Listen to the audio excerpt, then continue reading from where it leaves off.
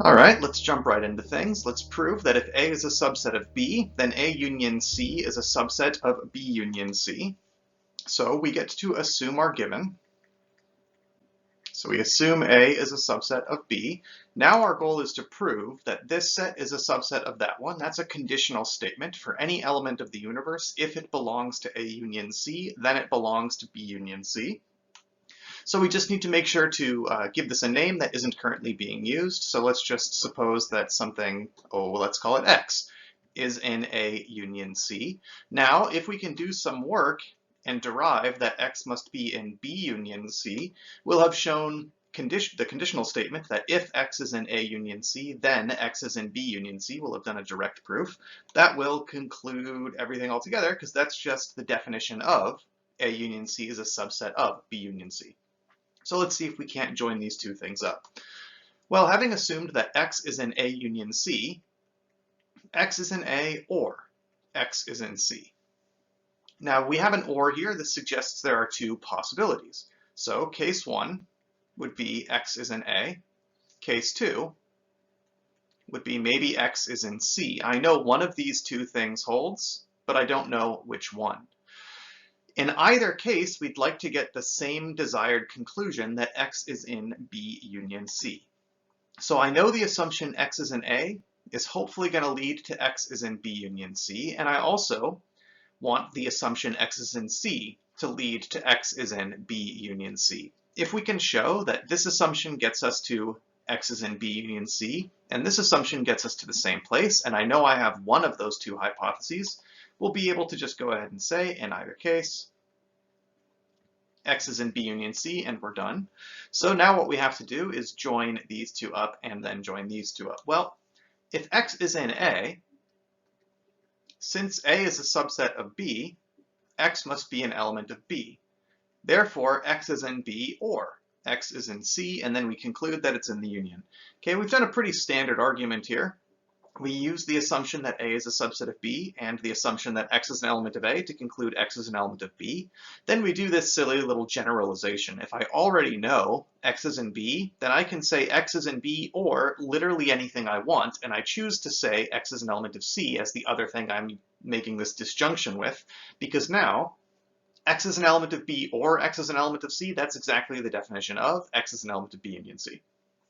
In case two, it's even a little shorter. If we already know that X is an element of C, then I can say whatever I want or X is an element of C. Literally any statement I put here or something I already know to be true will be true. But since we already know we want to derive that X is in B union C, the productive thing to put here is that X is an element of B or X is an element of C.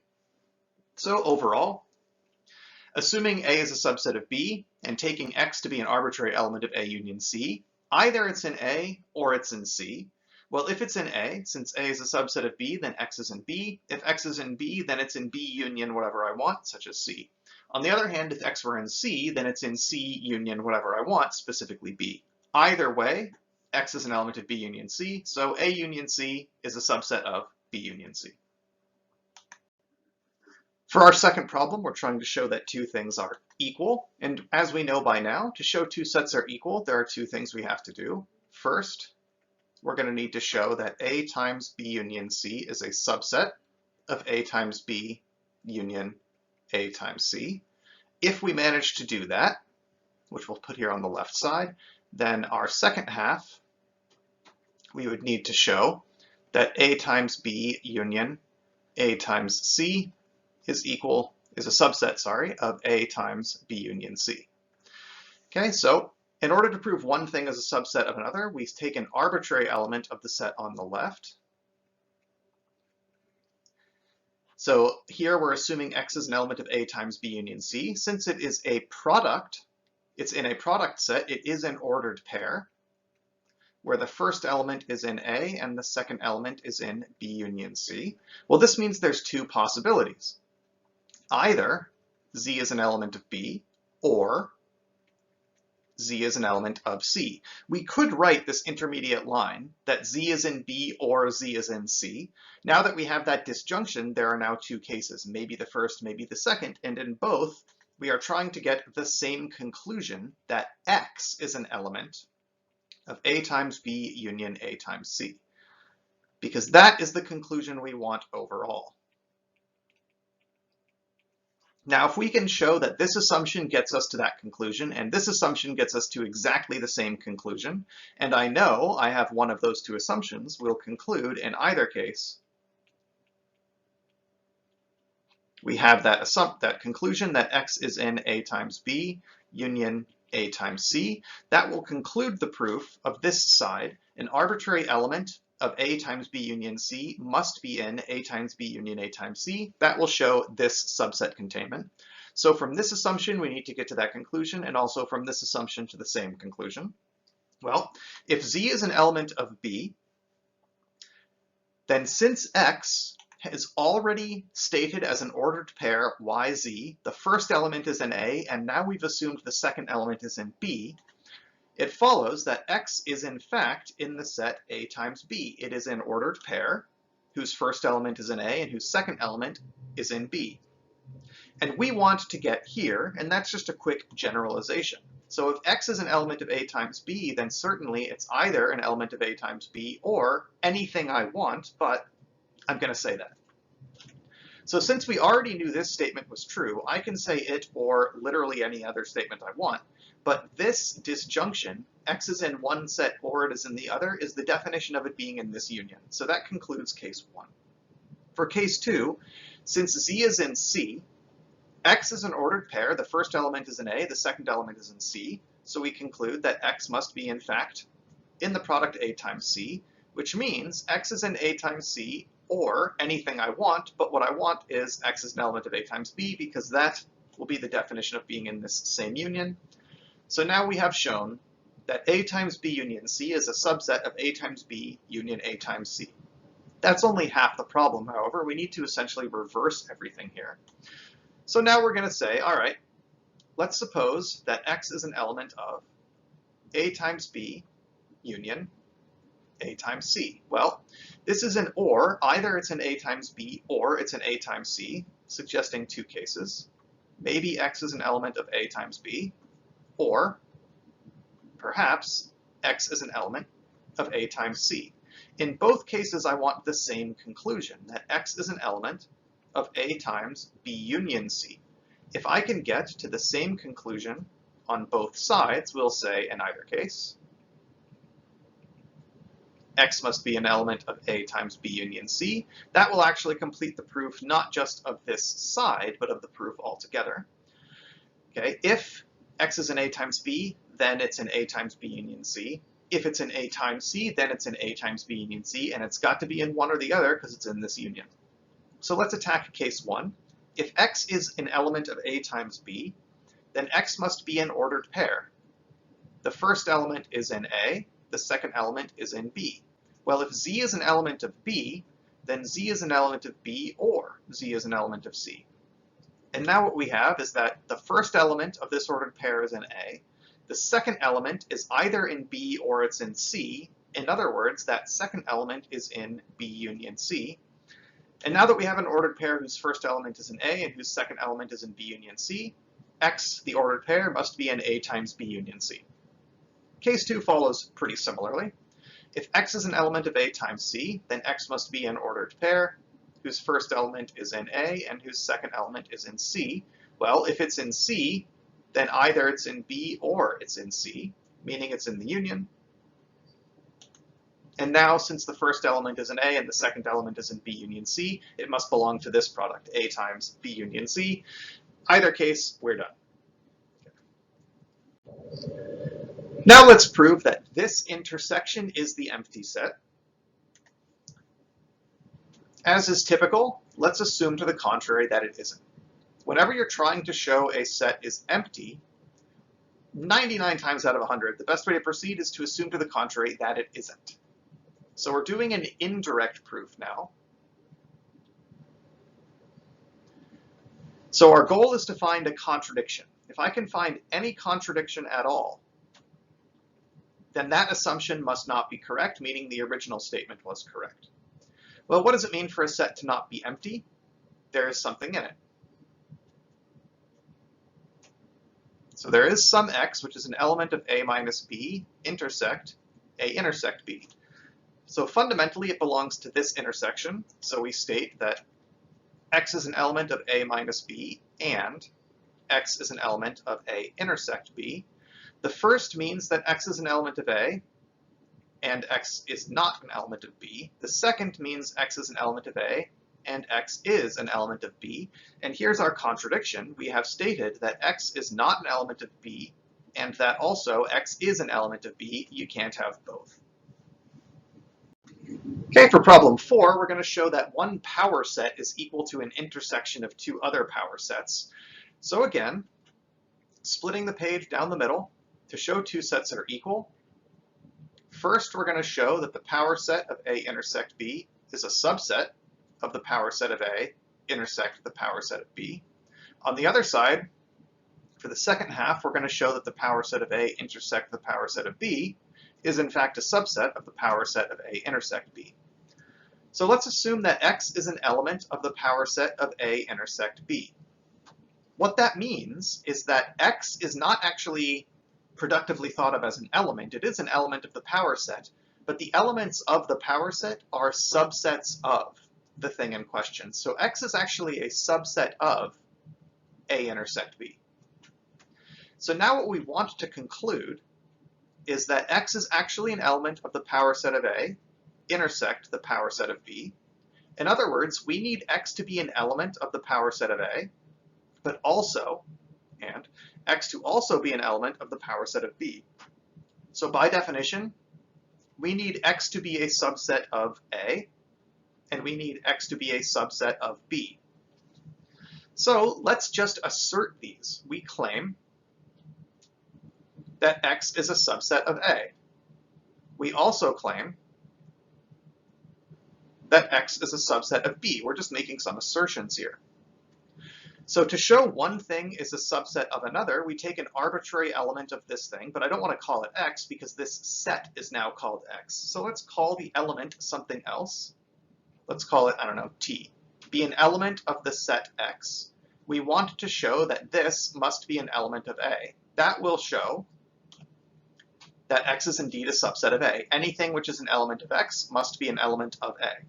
Similarly, on the other side here, if I pick an arbitrary element of the set x and I can somehow show that it belongs to the set B, that will show that x is a subset of B. So let's see if we can't go from here to there. Well, t is an element of x, and x is a subset of A intersect B. So since t is an element of x, and x is a subset of A intersect B, we conclude that t is an element of A intersect B. From which we can do specialization. If t is an element of A intersect B, t is an element of A and t is an element of B, but we don't actually need that second part. Okay? Similarly, if t is an element of x, since t is an element of x and x is a subset of A intersect B, t must be an element of A intersect B, and we specialize that, but we only care about the fact that t is an element of B. So on this side, to show the power set of A intersect B is a subset of power set of A intersect power set of B, take an arbitrary element of the power set of A intersect B, call it x. X must therefore be a subset of A intersect B. We claim that if it's a subset of A intersect B, it must be a subset of A. So take an arbitrary element of x. Since x is a subset of A intersect B, this arbitrary t is also an element of A intersect B, which means it's in A. So anything that's in x must be in A. In other words, x is a subset of A. But we also claim that this x must be a subset of B. So again, take an arbitrary element. Since t is in x and x is a subset of A intersect B, t must be in A intersect B. Well, if it's in A intersect B, t must be in B. So anything in x must be in B. In other words, x is a subset of B. If x is a subset of A, then x is an element of the power set of A. And if x is a subset of B, then it is an element of the power set of B. And if x is an element of two different sets, it's an element of their intersection. On the other side, let's just let x be an element of the power set of A intersect the power set of B. We now know our goal is to show that x is an element of the power set of A intersect B. If we get there, we are done with the second half and therefore the problem overall. So back at the top, if x is an element of the power set of A intersect the power set of B, then x is an element of the power set of A, and x is an element of the power set of B. To be an element of the power set is to be a subset of. So if x is an element of the power set of A, it is a subset of A. And if x is an element of the power set of B, it is a subset of B. So now what we need to show is that x is actually a subset of A intersect B. In other words, let's just assert it. We claim or assert that x is a subset of A intersect B. How do I show one thing as a subset of another? Take an arbitrary element of x and somehow derive that that same arbitrary element must be in A intersect B. That would show, if I get from an arbitrary element of x to an arbitrary element of A intersect B, that x is a subset of A intersect B and will be home free. Well, if t is an element of x, we already know that x is a subset of A. So since t is in x and x is a subset of A, t is an element of A. But we also know that x is a subset of B, so therefore t must be in B. If it's t is an element of A and t is an element of B, then t is an element of A intersect B, and the proof is complete. Problem 5, changing things up, here is a claim that is false. So there are some implicit quantifiers going on. In all the problems up to this point, it wasn't explicitly stated, but the claim is that it is true for every set A, B, C, and so forth. If that's false, the negation of something being always true is that it is false at least once. In other words, we just need to find explicit choices of sets A, B, and C to make this fail. So a good way to start is to just try some stuff out. So for example, what if I just let A be 1, B contain 2, and C be the set containing 3? Is this going to work? I don't know, but the goal is to make this fail. So if we made these choices, then what is B union C? It would be 2, 3. And then what is A intersect B union C? Well, under these assumptions, B union C was 2, 3. A had 1. What's in both of those sets simultaneously? Nothing, so the empty set. On the other hand, what's A intersect B? Well, since A has the element 1 and B has the element 2, there is nothing in common between them, so A intersect B is the empty set. So what is A intersect B union C? So I have the empty set union something else. So all I have to do to construct this union is list out everything in both sets. Well, what's in A intersect B? Nothing, because it's empty. What's in C? The number 3. And these are not the same set. So just by picking silly examples and actually checking, is this true? For this specific choice of A, B, and C, no. A intersect B union C was empty, but A intersect B union C wasn't empty. So therefore, not the same thing. But that's not to say this claim can never be true. What if I said A is empty, B is empty, C is empty?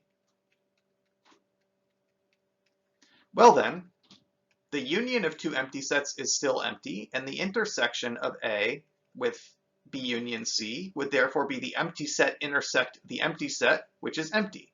On the other hand, if I construct A intersect B, empty set intersect empty set is empty, but then A intersect B union C would be empty set union empty set, still empty. And here they would be equal.